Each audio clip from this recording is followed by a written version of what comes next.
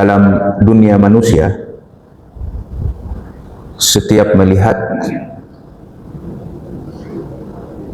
aktivitas ataupun pekerjaan yang memiliki nilai besar, itu senantiasa diperhitungkan, dievaluasi semua hal-hal yang berkaitan dengannya, tentang perkara-perkara yang menyangkut keuntungan serta kerugian. Orang berbisnis itu banyak sekali aturan-aturan evaluasi. Sudah berapa banyak keuntungan yang dia dapatkan atau kerugian selama melakukan bisnis. Jadi ada evaluasi dalam bentuk harian, bulanan, mingguan, bahkan tahunan.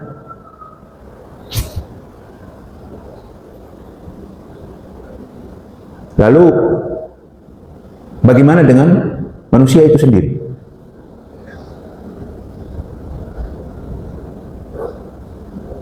Apakah ada evaluasi atas apa yang telah dia perbuat? Apakah ibadah yang dia lakukan itu diterima atau tidak oleh Allah Subhanahu wa Ta'ala? Apakah ibadah itu sudah sesuai dengan instruksi Allah serta sunnah nabinya? Apakah ibadah itu makin mendekatkan dirinya kepada Allah Subhanahu wa Ta'ala? Manusia ini jangan mengira bahwa dia tidak akan ada hisab. Dia tidak akan ada perhitungan. Allah Subhanahu wa Ta'ala mengabarkan ke kita bahwa kelak kita itu akan berhadapan dengan perhitungan yang endingnya bahagia atau sengsara. Hanya dua pilihan, surga atau neraka. Tidak ada pilihan lain. Tetapi sekarang kita punya berapa pilihan? Kita punya ribuan pilihan sekarang ini. Kita mau pengen jadi insinyur kah? Kita mau pengen jadi teknisi kah? Kita mau pengen jadi pelajar? Kita mau pengen jadi tukang? Kita punya ribuan pilihan sekarang ini. Tetapi setelah kita mati dan kita dihadapkan dengan hisab, maka kita tidak punya pilihan sama sekali kecuali dua: bahagia atau sengsara, surga atau neraka. Ini jemaah yang berbahagia. Di depan kita ini ada masalah besar. Ayahsabul insanu ayyutraka sudah. Apakah manusia itu mengira kami akan biarkan mereka sia-sia saja? yakni mati lalu sudah tidak ada lagi perhitungan setelahnya.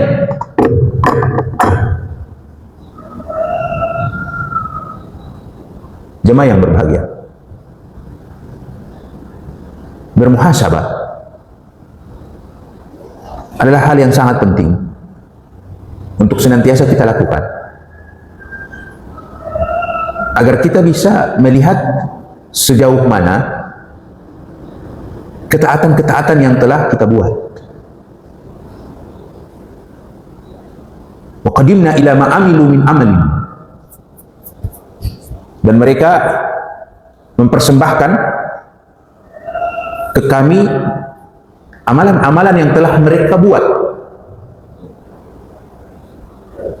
Faja'alnahu haba'an manthura, dan kami jadikan amalan-amalan itu bagaikan debu yang berterbangan. Yani kita bisa menangkap debu kah? Tidak bisa. Yakni apa yang kita buat tidak diterima oleh Allah. Yani kita mengira kita ini sudah berbuat. Ya. Dan mungkin kita merasa saya sudah berbuat. Saya sudah jaga sholat saya sudah jaga rukun keimanan saya, rukun keislaman saya aktivitas saya, bangun ini, bangun itu, sejahterakan orang. Mungkin kita buat. Tetapi setelahnya apakah kita evaluasi? Mungkin saja dalam melakukan hal itu diiringi oleh keangkuhan. Mungkin saja melakukan itu terdorong oleh agar dilihat orang. Yani ada tujuan-tujuan dunia, ada riya, ada ujub, ada kesombongan, ada evaluasi. Hasibu qabla an tuhasabu. Kata Sayyidina Umar, perhitungkan dirimu sebelum dirimu itu diperhitungkan. Wazinu qabla an tuzan. Timbanglah itu diri sebelum dia ditimbang.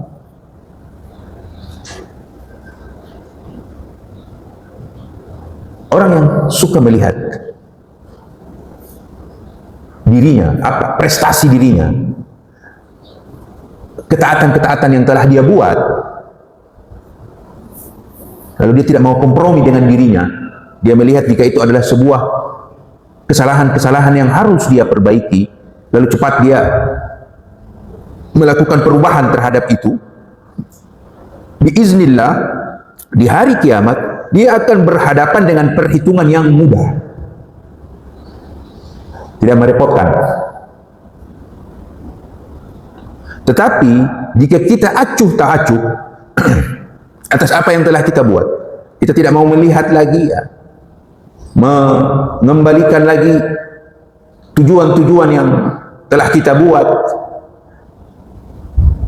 maka kita harus siap-siap. Kelak di hadapan perhitungan Allah, kita akan berhadapan dengan muhasabah yang sangat berat. Dan sekali lagi, di saat itu kita tidak punya pilihan kecuali dua. Jika itu baik, maka kebaikan itu akan kembali ke diri kita. In ahsantum li anfusikum wa in asa'tum falaha. Jadi jemaah yang berbahagia, muhasabah ini sangat perlu. Jangan kita cakap memperhitungkan aktivitas keduniaan kita, untung rugi dalam bisnis kita. Kita cermat, ya, melihat kelebihan-kelebihan dan kekurangan-kekurangan. Kita jeli melihat keberhasilan yang telah kita capai dalam jangka waktu tertentu atau kegagalan.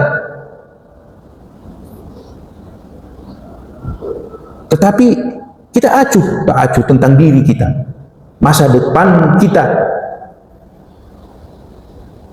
antara kebahagiaan dan kesengsaraan kita, nikmat serta azab kita. Kita tidak peduli terhadap diri kita. Kita tidak peduli tentang kematian yang akan mendatangi kita dan mengakhiri semua aktivitas kita. Tidak pernah kita pikir itu. Dan segala sesuatu yang akan diawali setelahnya, setelah kematian, itu tentunya lebih penting dalam pikiran orang beriman daripada segala sesuatu yang hanya akan diakhiri oleh kematian. Baik, prestasi apa yang kita dapat di dunia ini? Gelar luar biasa, jabatan wow, skill, pendapatan, reputasi, status sosial, semuanya di atas rata-rata, di atas daun, dikenal. Datang kematian dalam hitungan cepat, hitungan detik. Semua itu syirik.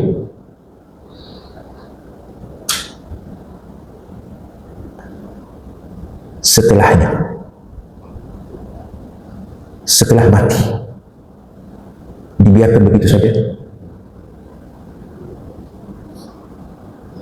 Wallahi, mereka-mereka yang telah berpulang tidak peduli dengan tangisan orang-orang di atas dunia, tidak peduli dengan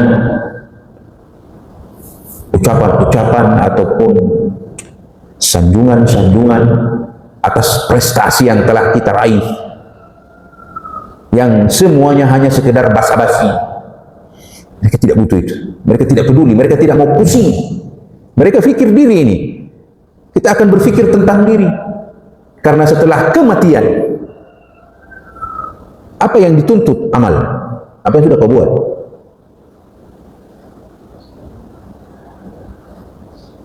Dituntut mempertanggungjawabkan apa yang telah dilakoni selama hidup.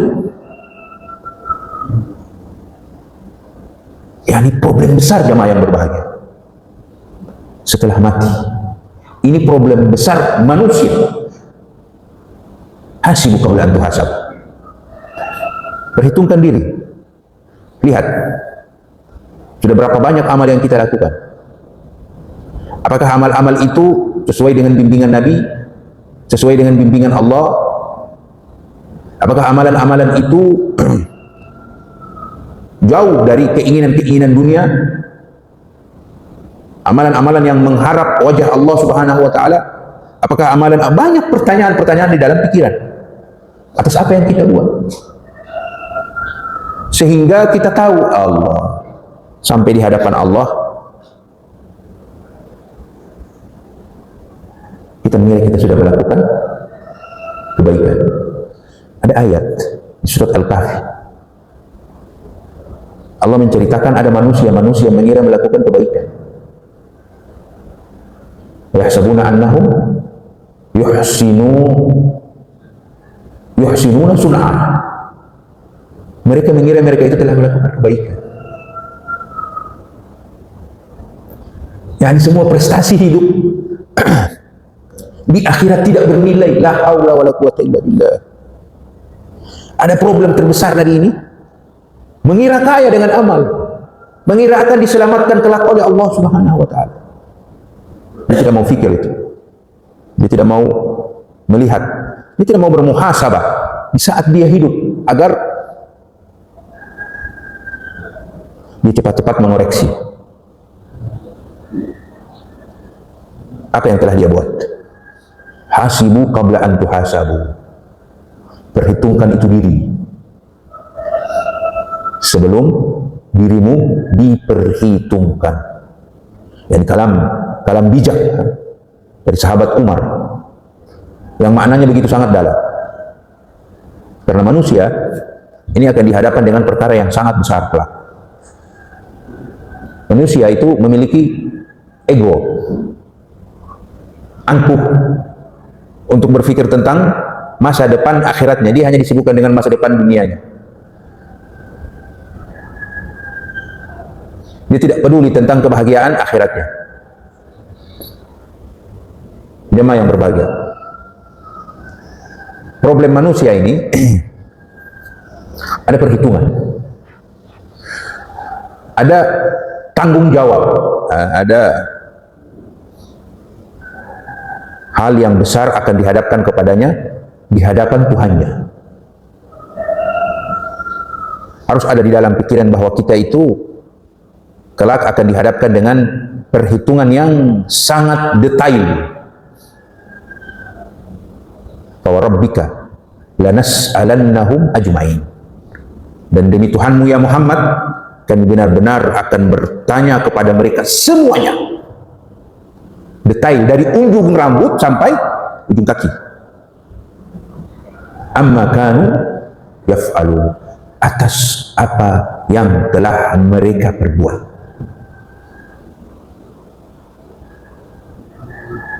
Aktivitas akan dipertanyakan oleh Allah. Tidak akan ada yang terlewatkan, detail luar biasa. Itu aktivitas. Tsumma latus'alunna yawma idzin anin na'im. Kemudian di hari itu, hari hisab, sungguh kami benar-benar akan bertanya kepada mereka semua nikmat. Aktivitas akan ada pertanyaan detail, nikmat pun akan ada pertanyaan. Kita dianugerahkan ada minuman-minuman nikmat yang Allah berikan ke kita, makanan nikmat, pandangan nikmat, semua akan Allah tanya. Lan tazula qadama abdin hatta yus'al an arba. Kaki seorang hamba itu tidak akan bergerak sampai ditanya kepadanya 4 perkara esensinya ya. An umrihi, umurnya. Berapa lama kita hidup? 60, 70, 80, 100 tahun? 100 tahun ditanya. Dibuat untuk apa itu umur? Wa an syababi, masa mudanya. Berarti porsi umur berapa kali ditanya?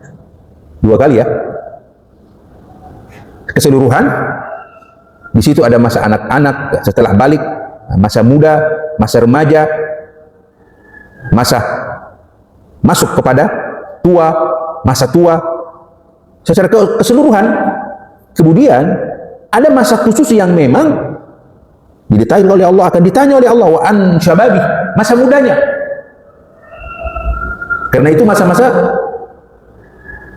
aktif, masa-masa ingin mau menunjukkan diri. Apa yang dia buat? Geng-geng motor itu orang-orang tua yang buat atau anak muda? Mereka buat kumpulan-kumpulan.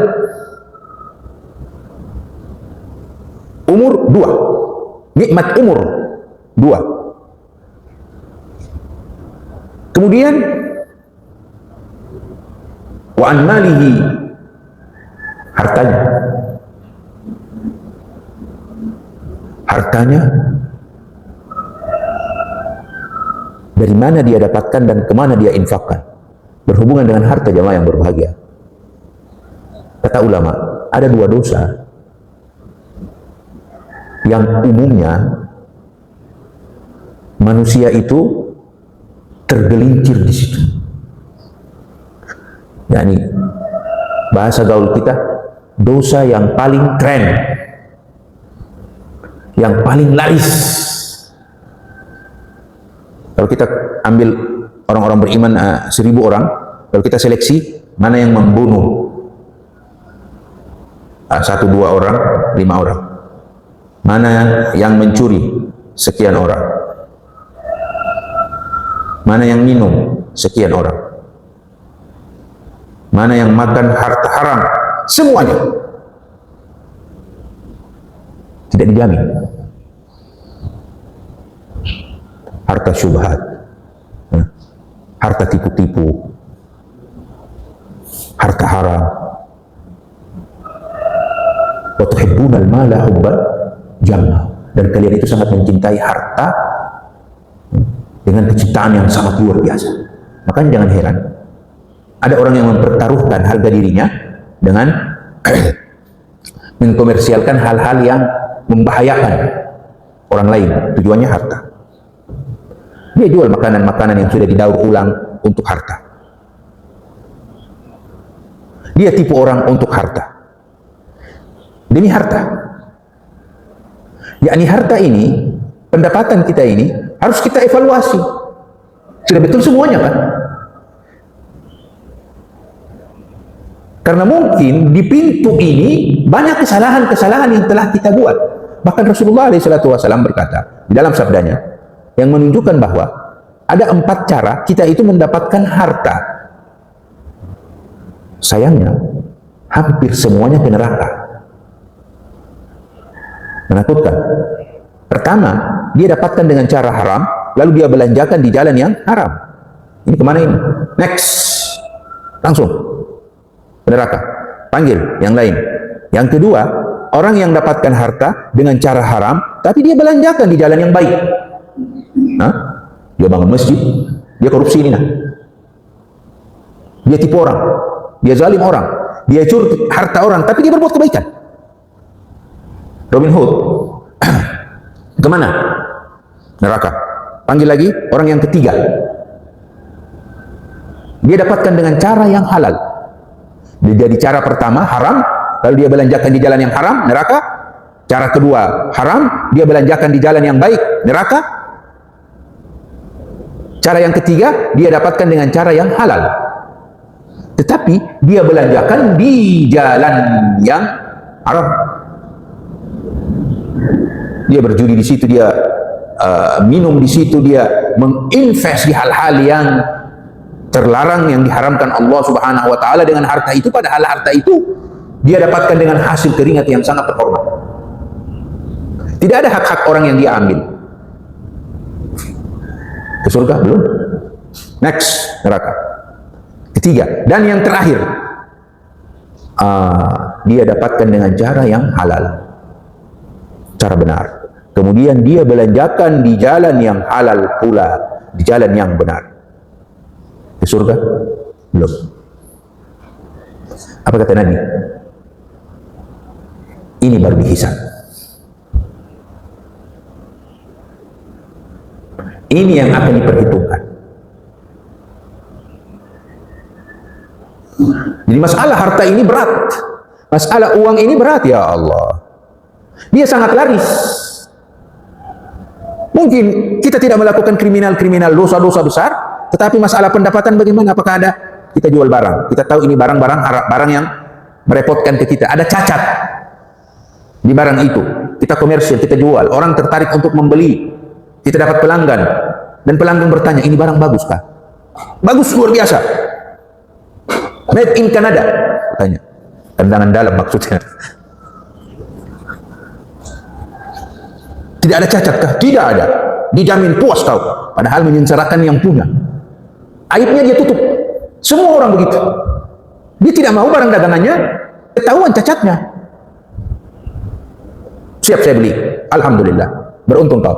Dapatkan satu-satunya barang yang tidak pernah akan kau dapati dalam hidupmu. Mulai dia blow up dia punya barang. Padahal cacat semua. Makan harta yang haram. Seorang imam itu pernah dipekerjakan dan deal dalam sebuah pekerjaan. Setelah pekerjaan itu dia selesaikan, tiba saatnya untuk dia mendapatkan upah dari hasil kesepakatan. Dia berkata kepada pemilik pekerjaan, sebentar, aku mau berpikir dulu. Apakah layak ku ambil itu upah atau tidak? Beberapa lama dia berpikir, lalu dia bilang, tidak layak ku ambil itu upah. Loh imam, anda sudah menyelesaikan ini pekerjaan. Iya, tapi tidak maksimal, tidak sesuai dengan apa yang telah disepakati. Takut. Di era sekarang jamaah yang berbahagia, kita harus fair dengan diri kita. Berapa jam kita dipekerjakan, berapa jam kita sepakat untuk melakukan sebuah aktivitas. Anggap 5 jam, 8 jam. Bersihkah 8 jam itu? Yang tidak ada keluyuran, tidak ada main WhatsAppan, BBM-an, tidak ada terlambat, tidak ada ini, tidak ada itu. Wallahi kalau kita mau terus terang, jika kita sepakat untuk melakukan satu perjanjian, yang di situ kita memakan upah, mengambil upah, mungkin dengan durasi 8 jam, maka kita akan hitung hanya 5 jam yang bersih. Banyak waktu-waktu yang kita hamburkan tanpa bermanfaat. Ini yang kita merasa bahwa ini kesempatan untuk mencari kesenangan. Padahal hal itu sangat terlarang. Al-mu'min inda syurutihi. Seorang mukmin itu tergantung dari syarat-syarat kesepakatan yang telah disepakati.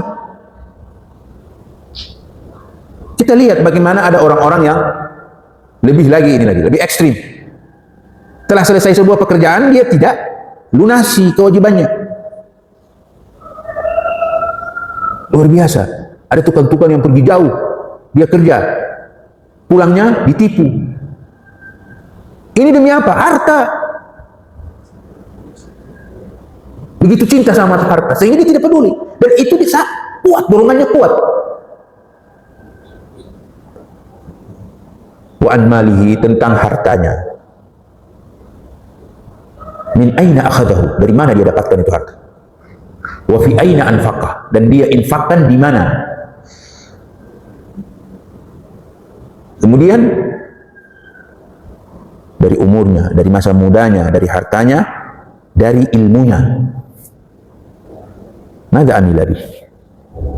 Pengetahuan yang Allah berikan ke kita. Allah berikan kita pengetahuan tentang apa? Pengetahuan tentang keduniaan. Yang spesifikasinya itu beragam, berbeda-beda. Akan kita pertanggungjawabkan kepada Allah, karena Allah akan tanya, apa yang telah kita perbuat dengan pengetahuan itu? Ada orang yang diberikan pengetahuan tentang agama, tentang pemahaman Al-Quran Sunnah. Oke, apa yang telah kau buat? Ada orang yang telah diajarkan oleh Allah pengetahuan tentang keduniaan, tentang ilmu biologika, ilmu inikah, ilmu itukah. Oke, ditanya oleh apa yang kau telah buat. Ada pengetahuan-pengetahuan yang digunakan untuk melakukan kerusakan di muka bumi.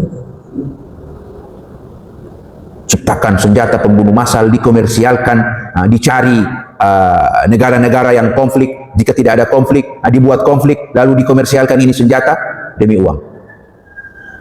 Dibiarkan orang untuk saling membunuh, dia enjoy demi uang. Demi hasil kekayaan negara, demi hasil ini, dia pikir dirinya, dia buat kriminal. Ya Allah, jemaah yang berbahagia, tantangan berat yang dihadapi manusia di masa depan.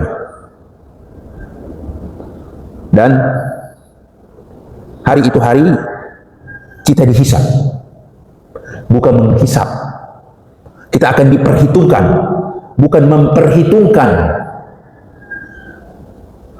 Memperhitungkan itu saat kita masih hidup. Menghisap keadaan saat masih hidup kesempatannya. Oleh karenanya itu, jadilah orang yang cerdas, yaitu orang yang tahu bahwa kesempatan ini jangan dia sia-siakan. Semasa Allah Subhanahu wa ta'ala masih berikan dia kehidupan, maka lakukanlah perubahan-perubahan. Setelah dia evaluasi apa yang telah dia perbuat. Kalla innal insana ala nafsihi basira. Manusia itu akan jujur dengan dirinya. Manusia itu kalau mau bertanya dirinya, dia akan dapatkan jawaban yang jujur. Karena tidak mungkin dia mau menipu dirinya. Dia pandai mungkin menipu orang, tetapi dirinya, no. Kita harus melakukan evaluasi, kita harus melakukan perhitungan-perhitungan.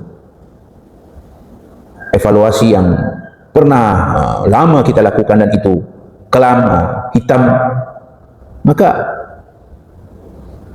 at-taibu li dzambi la dzambalah. Orang yang bertaubat atas kesalahan-kesalahan yang telah dia lakukan, maka dia akan menjadi orang yang tidak akan ada dosa. Masih hidup. Jika itu menyangkut hak Allah, maka Allah akan mudahkan untuk mengampuni dia. Selama dia tulus meminta pengampunan kepada Allah. Jika ada hak-hak yang memang menyangkut hamba-hamba lainnya, maka selain dia meminta permohonan kepada Allah dengan serius, juga dia harus mengembalikan hak-hak tersebut kepada empunya. Ya hisab. Ada orang yang mencuri tanahkah, mencuri hartakah, dia sudah kaya dengan hasil tipuannya, dengan hasil kriminalnya. Dia tidak peduli untuk berpikir bahwa dia akan dihadapkan dengan tanggung jawab besar. Pengadilan yang paling adil dan sangat detail, dia tidak mau pikir itu. Dan tiba saatnya baru menyesal. Tiba saatnya dia dihadapkan dengan pengadilan yang membuat dia menyesal dan mengharap untuk kembali lagi. Jadi jamaah yang berbahagia, kesimpulannya bahwa kehidupan ini nikmat karena kita masih diberikan kesempatan oleh Allah untuk bermuhasabah diri, melihat, mengintrospeksi, memperbaiki atas apa-apa yang telah kita perbuat. Jika itu baik, kita dapati baik, maka kita niatkan kepada Allah untuk lebih kita tingkatkan kebaikan itu. Dan jika itu buruk, maka kita bersegera mempercepat diri melakukan perubahan-perubahan serta memohon ampun kepada Allah Subhanahu wa taala. Jangan peduli dengan apa yang ada di sekitar kita. Jangan peduli dengan manusia, jangan peduli dengan dunia. Karena ini akan menghambat, akan menjadi musuh kita untuk kita lebih berani mengambil perubahan. Ingatlah selalu bahwa kita akan dihadapkan kepada Allah sendiri. Fakullun atihi yaumal qiyamati farda. Dan semua dari mereka akan mendatangi Allah di hari kiamat sendiri. Kita yang akan melakukan itu, dan itu akan dibebankan ke kita sendiri. Tidak akan ada orang-orang yang akan terlibat dan mampu menolong kita. Wallahu a'lam. Aqulu qawli hadza wa astaghfirullah li wa lakum. Subhanakallahumma bihamdika asyhadu an la ilaha illa anta astaghfiruka wa atubu ilaik. Wassalamualaikum warahmatullahi wabarakatuh.